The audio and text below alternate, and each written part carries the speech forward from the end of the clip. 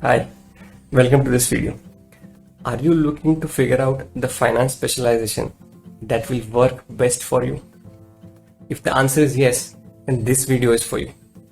My name is Ameya Karambelkar and I'm a corporate finance professional with around 14 years of experience. In this video, I will try to address the thought process that you should apply to select the specialization which is likely to work best for you. Okay. So let's get started. Now you should think about two parameters. The first one is the skill set that you have, the finance or functional skill set that you have. And the second one is your personality traits. Okay. By finance skill set, what I mean is there are a typical set of skills that you need to be able to perform well in your initial years. There is a separate video on what are these skills and why are they important. You can of course have a look at that, but for the purposes of this video, let me just say that you will definitely need to be good at analyzing financial statements, be able to understand what a company is going through. You should also be able to build financial models in Excel so that you can make some projections. You can see what the company's financial health is going to look like few years down the line and so on. Now, these are functional skills which are important in the initial years of your career, but if you have the intent, you can definitely gain these skills. You can go through training programs, you can go through practical courses, short courses, and gain these skills. So if you have the intent, you're good on the skills part. The second part of it, which is personality traits, that is something which is more important when it comes to selecting, because that is something you can't easily change, and it's not required to change either.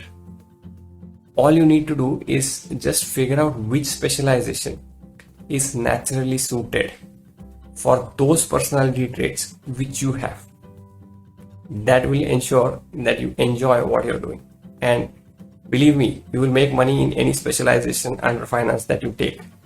But if you enjoy what you're doing, if you have selected the specialization which suits you naturally, then you are more likely to be successful early on. Okay, now let us have a look at quick examples on how you can really apply this principle. This is the principle concept that you can apply. Let's have a look at the examples on how you can apply it. Let us take an example of an investment banking analyst. Let's say an IB analyst is being told by his boss, who is responsible for business development, that he needs to prepare a financial model, a small financial model, which is to be used for making a pitch to his client. And the meeting is scheduled for next week. So the analyst has been told to sort of start preparing the model in the next couple of days and keep it ready for the meeting. Can be reviewed a few days before the meeting and finally finalized and presented to the client as an opportunity. Now suddenly what happens is that the analyst's boss, who is responsible for business development, gets a call from the customer or from the client saying that a meeting next week is not possible because the client is traveling, and if required, the meeting can be done tomorrow in the afternoon. The analyst gets a call from his boss late in the night saying that he needs to finish this financial model overnight, keep it ready first thing in the morning so that it can be reviewed and finalized by afternoon, and the meeting can be done with the client so that the pitch can be made, because the business development director needs to really make that pitch as early as possible to the client. Now, in this situation, there can be two responses. There can be some of you who will really take this up as a challenge, put in full energy and come up with a beautiful model through the night, such that it can be reviewed and finalized in the morning and that pitch can be made to the client. Or there can be some of you who are really happy-go-lucky personalities. You would like to build such financial models at your own pace, when there are no constraints, when there is no pressure, when there are no distractions about the meeting being advanced and whether it will be possible to complete it in time and so on. For those of you who are in the second category, you would do well elsewhere, not in these kind of roles, because these are situations which will keep coming in the life of an investment banking analyst. And so you would not prefer to work in these kind of roles in the long term. Okay, is it making sense? Let's have a look at another example. Let's say you are in corporate finance and you are responsible for tying up loans in the long term for your company. 10-year, 15-year, 5-year loans you tie up for your company. Let's say your boss has asked you to look at tying up a long-term loan for your company, and you know very well what is it that you can accept, what is it that you cannot accept as terms and conditions with the bank, and you start discussions with the bank. At this point of time, let's say banks are not very comfortable lending to your company based on what the company has gone through. They have done their financial analysis and they are not very comfortable lending to your organization at this point of time. But you are required to tie up a loan. Most likely this process will involve contacting multiple banks, explaining the financial performance of your company to them, and why is it that you feel that they should be comfortable in lending to your company.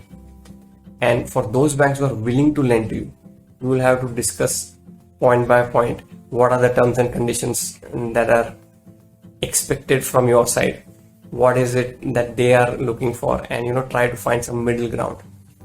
Typically such processes are long run processes, and let's say if you are a person who is by nature very patient, very relaxed, has complete clarity of thought of what you can accept, what you cannot accept, you will enjoy these kind of roles.